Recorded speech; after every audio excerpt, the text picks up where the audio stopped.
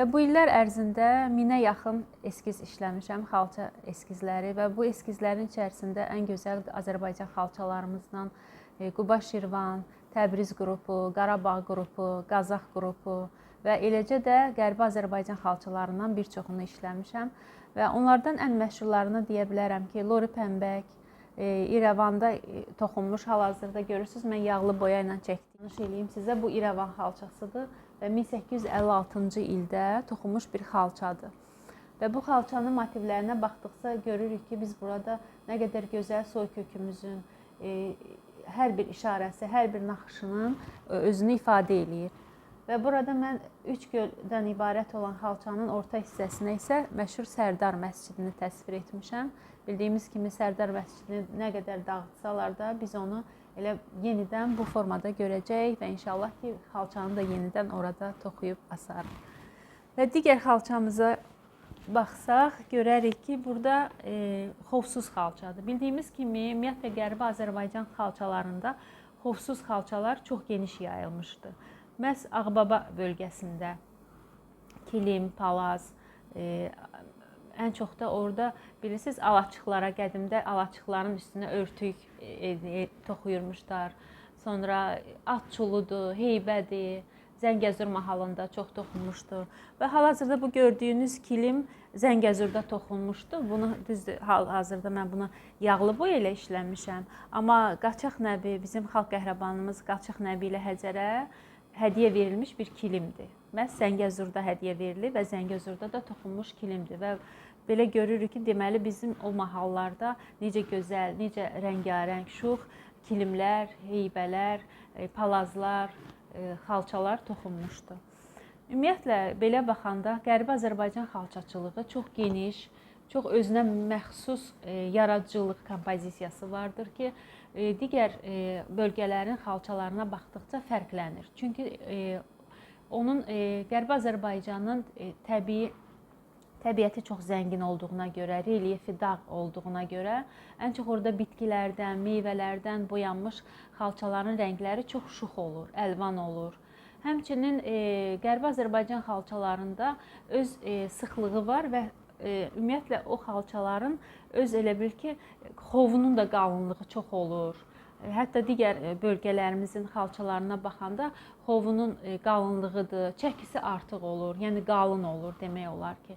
Yunun parlaqlığı maraqlı olur ki, parlaq olur yunlar. 7-10 rəng dəyişərək elə bir ənənəvə uyğun, qanuna uyğunluqlarla boyanıb və boyadığımız həmin boyalardan hal-hazırda biz indi də istifadə edirik. Ağbaba rayonunda toxunmuş xalçalardan, sonra Lori Pəmbək bölgəsində, mahalında toxunmuş, Zəngəzurda, Mehridə belə gözəl xalçalarımız toxunub. Mən hal-hazırda bir nəfərlə görüşdüm və gördüm ki, doğrudan da o bölgələrimizdə də necə gözəl, necə maraqlı xalçalarımız toxunub. Bir-birinə bənzəməyən bu xalçaçılıq məktəblərinin hərəsinin özünə məxsus rənglərlə təsvir edilməsi qətiyyən təsadüf deyildir. Çünki bu məktəblərdə toxunan xalçaların toxunma mexanizmi, rəng çalarları, qeyri-adi naxışları, vurulan ilmələrin sayı və s. o ərazilərin təbiəti, təbii landşafları, florası və faunası ilə bağlıdır. Digər heyrətamiz fakt isə ondan ibarətdir ki, təbiətdə mövcud olan 11 coğrafi iqlimin 9-u Azərbaycandadır.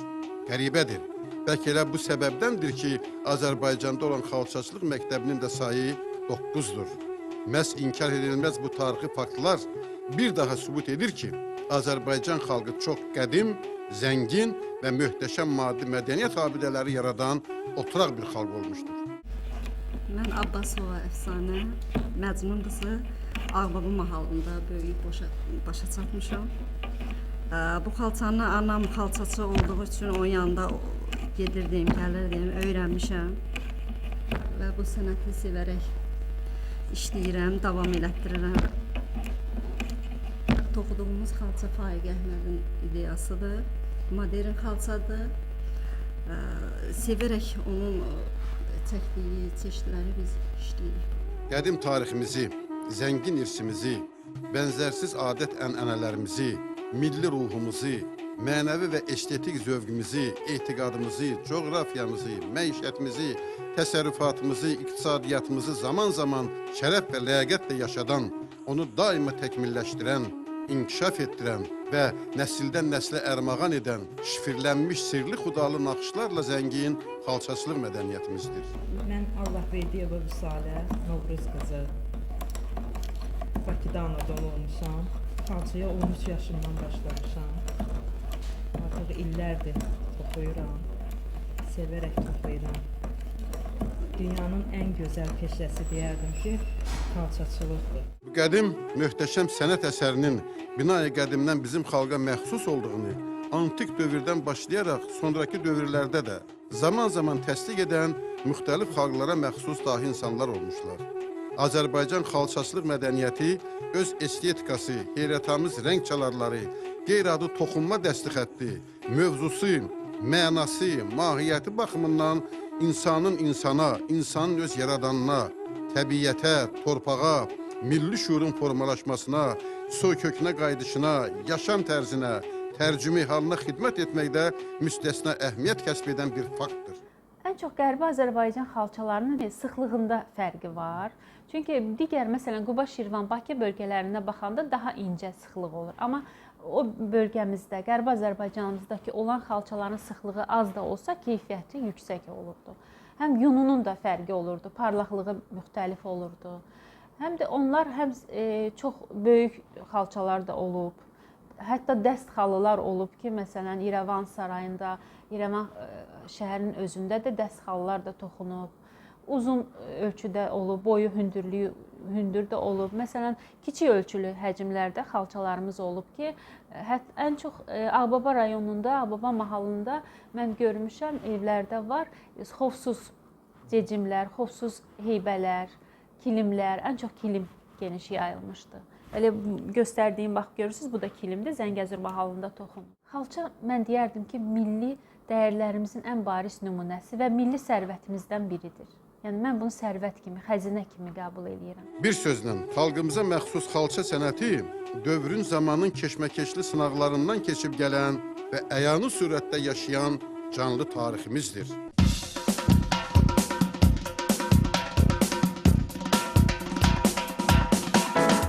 Qusarın xalça döyük, bu sumaq, xovsuz xalçadır. Toxuyan bir-iki nəfər var, bir-iki nəfər Qusarın Piral kəndində toxudur.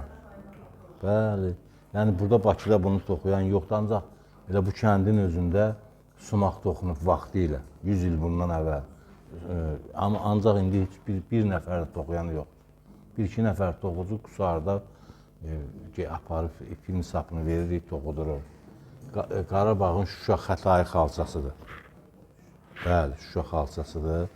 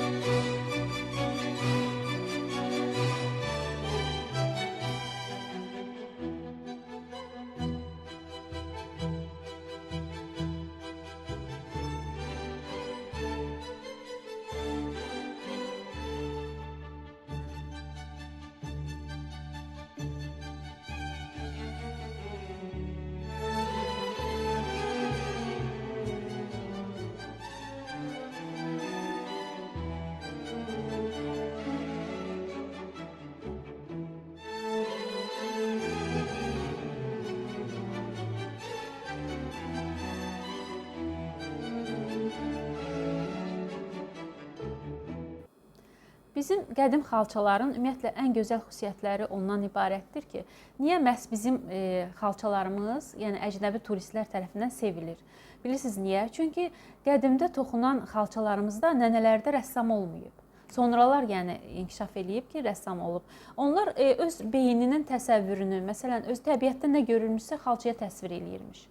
Öz əhval-ruhiyyəsini, yəni ki, nənələr rəssamsız olaraq öz elə bil ki, necə deyim sizə, oturub başlayırmış xalçaya heç nədən baxmadan və öz təxəyyülünü öz xalçaya köçürdürmüş. Öz sevincini, kədərini, necə deyim, xoşbəxtliyini və ona görə də bizim xalçalar dünyada çox sevilir və bütün dünya muzeylərinin bəzəyidir. Hal-hazırda işlədiyim xalça lori pəmbəkdir və gördüyümüz kimi lori pəmbək xalçası lori mahalında toxunub. Və bunun xalçanın əsasən iki ara sahədən və haşiyədən ibarətdir və ortada olan çox gözəl bir göldür və gölün içərisində isə əjdaha motividir. Və kənarlarında yaşıllıq, yəni bilirsiniz, yaşıl yerlikdədir. Yəni bu da onu göstərir ki, yaşıl yerlikdəki xalça təbiəti göstərir, çəmənliyi. Göl dediyimiz elə həqiqətən də göldür. Gölün içərisindəki heyvan motivləri bolluq, bərəkət, ruzini göstərir. Qarmaqlı elementlər, ümumiyyətlə Qərbi Azərbaycan xalçalarında çox qarmaqlı elementlər var ki, var ki, məsələn, palas texnikası ilə toxunub, onun da içərisində qarmaqlı elementlər qoyulub. Var ki, damğalı xalçalarımız, qoşa damğalı xalçalarımız və müxtəlif dilikli damğa, çox geniş yayılmış Qərbi Azərbaycan xalçalarına məxsus bir təsvirdir. Ümumiyyətlə, lori pəmbək xalçasını işləyirəm hal-hazırda. Bunun haşiyələrində həm ləmbəli yeləni ilə olur. Yəni ki, albalı yeləni ilə bağışlayın. Albalı yeləndə nədən götürülüb? Təbiətdən. Təbiətdəki meyvələrdir, bitkilərdir. Nənələrimiz təsvirində öz xalçaya həsr edir. Xalça sənəti ölməz. Xalça sənəti çünki yaşadanlar bizik və həmişə biz, yəni varıq, biz ki, türkçülüyümüzü, öz millətimizi biz necə seviriksə, xalçamızı da elə sevirik. Və həmişə də yaşadacağıq, toxuyacağıq. İnşallah ki, daha yeni xalçalar işləyib, gələcək nəslə qoruyub, saxlayıb ötürməliyik. Babam Qafanın Oxçu kəndindəndir. Sonra 1918-ci ildə Zəngilana köçüblər və orada Vecnəli kəndində məskunlaşıblar və mən də orada doğulmuşam, böyümüşəm. Sonra məlum səbəblərdən yenidən artıq Qarabağımız azaddır və biz yenidən, mənim planlarım var və istəyərdim ki, Zəngilanda böyük bir xalça sexi açım. Oradakı xanımlarımızı xalça toxumaq öyrədim. Yenidən Qərbi Azərbaycan bölgəmizə də gedək. İnşallah ki, orada daha da gözəl Qərbi Azərbaycan xalçaları toxuyaq, yenidən gələcək nəslə ötürək.